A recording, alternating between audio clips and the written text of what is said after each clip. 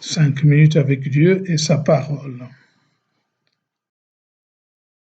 Méditation du vendredi 17 avril 2020. Jetez le filet à droite de la barque.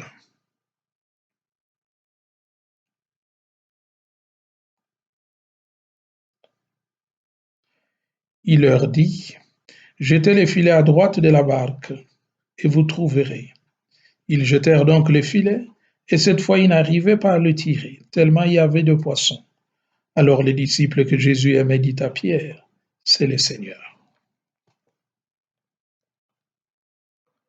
Bien-aimé dans le Seigneur, il est vivant, il est ressuscité, il est parmi nous.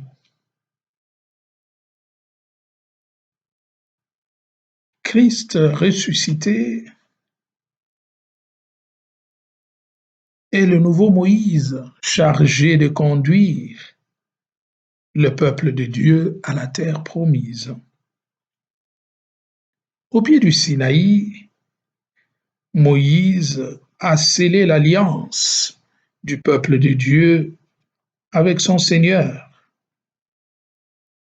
Christ, pour sa part, a scellé cette alliance dans le sang, dans son sang versé pour nous à Golgotha.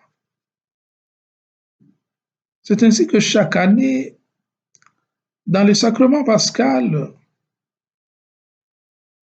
qui nous font renaître à la vie, Christ rétablit les chrétiens dans cette alliance avec le Seigneur. Il nous invite, ce faisant, à venir manger avec lui, comme aujourd'hui au bord du lac du Tibériade. Venez et mangez.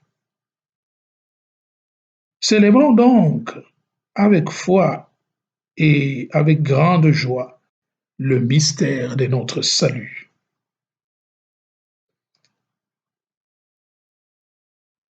Entre la résurrection du Seigneur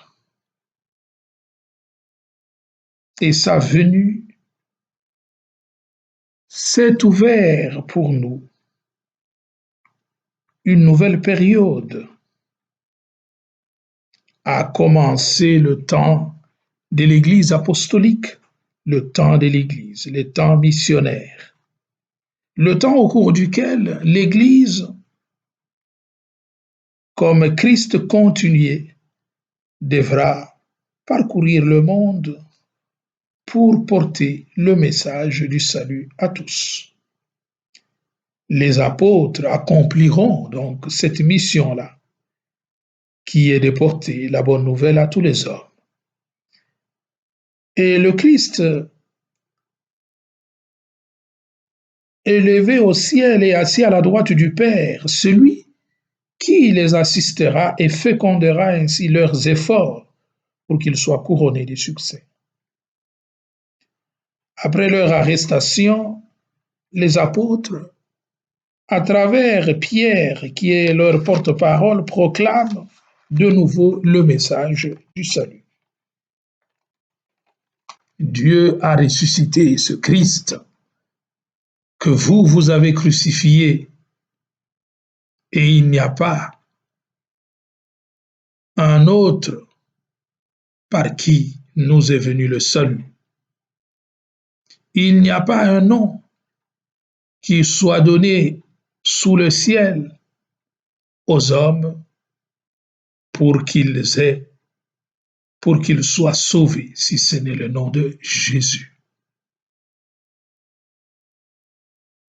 Pierre annonce donc hardiment le caractère paradoxal de l'œuvre divine. Jésus, cette pierre que les bâtisseurs ont écartée, va devenir pourtant la pierre angulaire, la pierre qui soutient l'édifice de la construction. Alors l'épisode de la pêche miraculeuse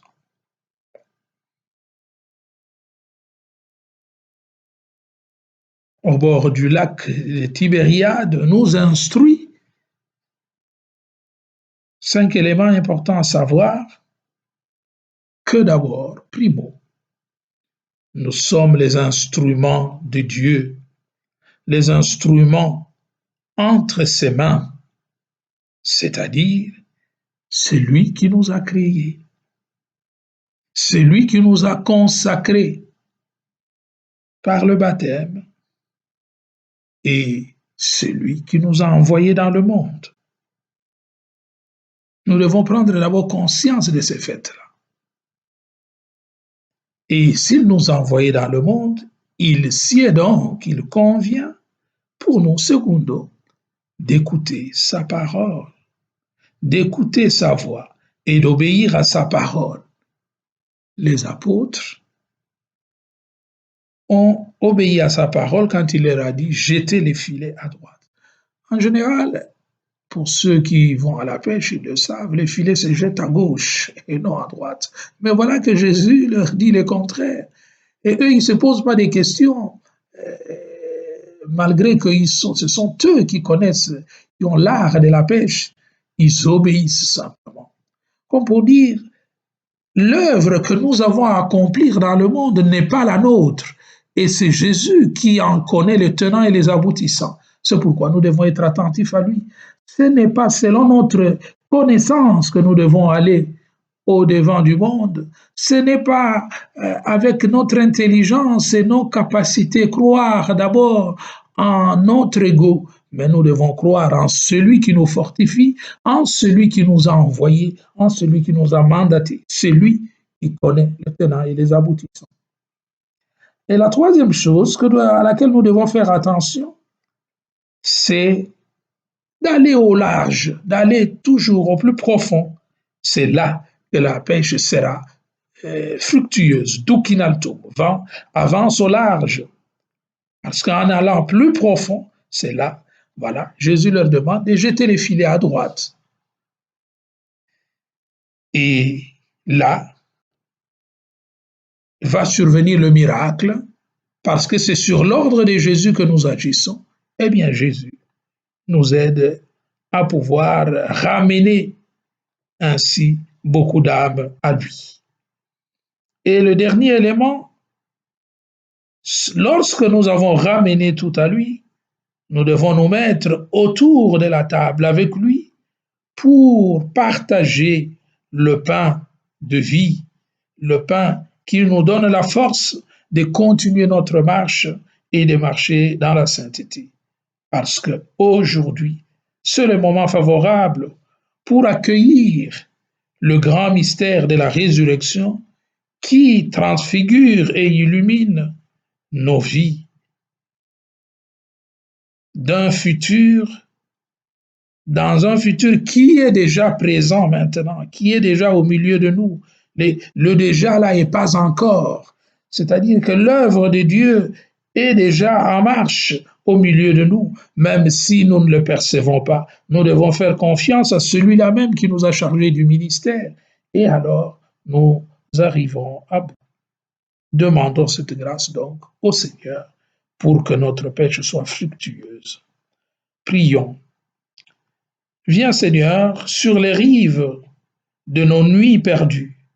Viens et ça sera l'aube d'un nouveau jour et prépare encore pour nous ce poisson et ce pain qui donne la vie qui vient de toi. Amen. Faisons notre invocation au Seigneur. Ô Notre-Dame, jette ton regard de compassion sur nous qui recourons à toi. Seigneur Jésus, jette ton regard de compassion sur nous qui recourons à toi.